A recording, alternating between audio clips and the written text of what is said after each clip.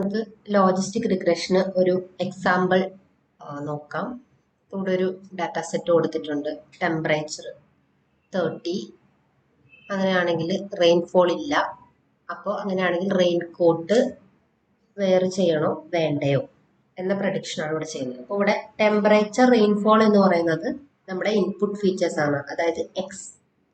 Rain coat wear ചെയ്യണോ വേണ്ടയോ എന്നുള്ളതാണ് നമ്മളുടെ പ്രഡിക്ഷൻ. അതായത് നമ്മുടെ ക്ലാസ് എന്ന് പറയുന്നത്. അതെന്താണ് പ്രഡിക്റ്റ് ചെയ്യുന്നത്? യെസ് ഓർ നോ ആണ്. അപ്പൊ നമുക്ക് ലോജിസ്റ്റിക് റിഗ്രഷൻ അപ്ലൈ ചെയ്യാം. ക്ലാസിഫിക്കേഷൻ ആണ്. റെയിൻ കോട്ട് വെയർ ചെയ്യണോ വേണ്ടയോ, യെസ് ഓർ നോ, 0 ഓർ 1, അങ്ങനെയുള്ള പ്രഡിക്ഷൻ ആണ് അല്ലെ. ഇതൊരു എക്സാമ്പിൾ മാത്രമാണ്. അപ്പൊ ടെമ്പറേച്ചർ ഒരു 30, റെയിൻഫോൾ ഇല്ലെങ്കിൽ റെയിൻ കോട്ട് ഇടണോ? അപ്പൊ അതൊരു പാസ്റ്റ് ഡാറ്റയാണ് നമ്മളിപ്പം ഇത് എന്ന് നമ്മൾ കൺസിഡർ ചെയ്യുക. അപ്പം ഇതിൽ ഈ ഒരു ഡാറ്റനെ ബേസ് ചെയ്തിട്ട് പറയുകയാണെങ്കിൽ ടെമ്പറേച്ചർ 30 0 റെയിൻഫോൾ വരുമ്പോൾ റെയിൻ കോട്ട് ഇടണ്ട എന്നുള്ളൊരു ഔട്ട്പുട്ടാണ് ഇവിടെ. അതുപോലെ ടെമ്പറേച്ചർ 20 റെയിൻഫോൾ 10 വരുമ്പോൾ യെസ്. പിന്നെ 25 5 വരുമ്പോൾ നോ. 18 20 വരുമ്പോൾ ഈ ഒരു ഡാറ്റ സെറ്റ് നമ്മൾ ട്രെയിൻ ചെയ്യിപ്പിച്ചിട്ട് നമ്മളൊരു ടെമ്പറേച്ചറും റെയിൻഫോളും കൊടുത്തിട്ട് റെയിൻ കോട്ട് വെയർ ചെയ്യണോ വേണ്ടയോ എന്നുള്ള ഒരു പ്രഡിക്ഷൻ നമുക്ക് ചെയ്ത് നോക്കണമെങ്കിൽ ഫസ്റ്റ് നമ്മൾ എന്താ ചെയ്യാം? അത് നമുക്ക് ഡാറ്റ, ന്യൂ ഡാറ്റ എന്ന് പറയുന്നത് നമ്മുടെ ടെമ്പറേച്ചർ ഒരു 30, റെയിൻഫോൾ 0.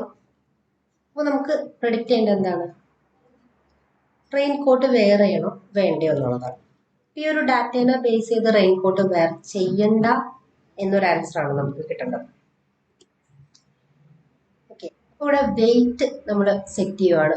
കാരണം നമ്മൾ റാൻഡംലി ആണ് വെയിറ്റ്സ് സെറ്റ് ചെയ്യുന്നത്. ഓരോ ഇൻപുട്ട് ഫീച്ചേഴ്സിനും വെയിറ്റ്സ് ഇങ്ങനെ മാറ്റി മാറ്റി കൊടുത്തു നോക്കും. അപ്പോൾ നമ്മൾ ഇനീഷ്യലി നമ്മൾ കൊടുക്കുന്ന വെയിറ്റ്സ് 0.1, അതായത് ഓരോ വെയിറ്റ്സ് കൊടുത്തിട്ട് ബെസ്റ്റ് വെയിറ്റ് ആയിരിക്കും ആ ഒരു ട്രെയിനിങ് ടൈമിൽ കണ്ടുപിടിക്കുന്നത്. ഈ ഒരു ഡാറ്റ സെറ്റ് നമ്മൾ ട്രെയിൻ ചെയ്യിക്കുന്ന സമയത്ത്, അത് ട്രെയിൻ ചെയ്തുകൊണ്ടിരിക്കുന്ന സമയത്ത് പല പല വെയിറ്റ്സ് അപ്ലൈ ചെയ്ത് ഒരു ബെസ്റ്റ് വെയിറ്റ്സ് കണ്ടുപിടിച്ചിട്ടുണ്ടായിരിക്കും. ആ വെയിറ്റ്സ് നമുക്ക് ഇവിടെ തൽക്കാലം 0.1 അല്ലെങ്കിൽ 0.8 W1 W2ന് നമ്മൾ രണ്ട് വാല്യൂസ് കൊടുക്കുകയാണ്. ബയാസ് ഇവിടെ -5.0 എന്ന് കൊടുത്തു. കോഎഫിഷ്യൻസ് എല്ലാം ട്രെയിനിങ് ടൈമിൽ കണ്ടുപിടിച്ചിരിക്കുന്നതാണ്. ഓക്കെ, ട്രെയിനിങ് ഫിനിഷ് ചെയ്തതിന് ശേഷമാണ് നമ്മളൊരു നമ്മളൊരു ഡാറ്റ അല്ലെങ്കിൽ ഒരു പുതിയ ഡാറ്റേനെ എന്താണ് ടെസ്റ്റ് ചെയ്ത് നോക്കുന്നത്. അപ്പൊ ഇവിടെ നമുക്ക് x1 x2 എന്ന് പറയുന്നത് ടെമ്പറേച്ചറും റെയിൻഫോൾ ആണ്. ഇതാണ് രണ്ട് ഇൻപുട്ട് ഫീച്ചേഴ്സ്. ഇതിന്റെ വെയിറ്റ്സ് ഇവിടെ കൊടുത്തിട്ടുണ്ട്. ഇത് നമുക്കിനി അപ്ലൈ ചെയ്ത് നോക്കാം. നമുക്ക് Z ആണ് ആദ്യം കാൽക്കുലേറ്റ് ചെയ്യേണ്ടത്. അപ്പൊ Z = W1 × x1. x1ന്റെ വെയിറ്റ് ഇവിടെ 0.1ഉം W2 അതിന്റെ വെയിറ്റ് 0.8ഉം ആണ്. അപ്പൊ നമ്മളത് ഈ ഒരു ഇക്വേഷനിലേക്ക് അപ്ലൈ ചെയ്താൽ നമുക്ക് Z-ന്റെ വാല്യൂ കിട്ടുന്നത് എന്താണ്? -2.0 അല്ലേ. ഇനി നമുക്കതിനെ സിഗ്മോയിഡ് ഫംഗ്ഷനിലേക്ക് പാസ് ചെയ്യാം. അപ്പൊ സിഗ്മോയിഡ് ഫംഗ്ഷനിലേക്ക് നമ്മൾ പാസ് ചെയ്യുന്ന ഇൻപുട്ട് Z എന്താണ്? -2.0 ആണ് നമ്മൾ പാസ് ചെയ്യുന്നത്. അത് നമ്മൾ പാസ് ചെയ്തിട്ട് നമ്മളിവിടെ അപ്ലൈ ചെയ്ത് കഴിഞ്ഞാൽ ഈ 1/1 + e⁻².0 ഇതാണ് നമ്മൾ അപ്ലൈ ചെയ്യുന്നത്. ഓക്കെ, അപ്പൊ നമുക്ക് കിട്ടുന്ന വാല്യൂ 0.119. ഇനി നമുക്ക് പ്രോബബിലിറ്റി നോക്കണം. ഓക്കെ, അപ്പൊ ഇവിടെ 0.119 മീൻസ് എന്താ? 11.9%. മീൻസ് എന്താ? 0.5ലും താഴെയാണ് ഇവിടെ നമുക്ക് പ്രോബബിലിറ്റി കിട്ടിയിരിക്കുന്നത്. അപ്പൊ മോഡൽ എന്തായിരിക്കും പ്രെഡിക്റ്റ് ചെയ്യുന്നുണ്ടായിരിക്കും? No, don't wear a raincoat. ഇതായിരിക്കും നമുക്ക് പ്രഡിക്ഷൻ.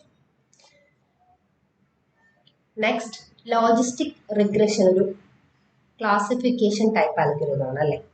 അപ്പൊ നമ്മളൊരു മോഡൽ ട്രെയിൻ ചെയ്ത് കഴിഞ്ഞാൽ പിന്നെ ചെയ്യുന്ന ഒരു കാര്യമാണ് ആ മോഡൽ എത്രത്തോളം ആക്യുറേറ്റ് ആണ്, എത്രത്തോളം ഗുഡ് മോഡൽ ആണ് എന്ന് നമുക്ക് നോക്കണം. അത് നോക്കാൻ വേണ്ടിയിട്ട് നമ്മൾ ആക്യുറസി ചെക്ക് ചെയ്യും. മോഡൽ ഇവാലുവേഷന്റെ ടൈമിൽ നമ്മൾ ആക്യുറസി ചെക്ക് ചെയ്യും.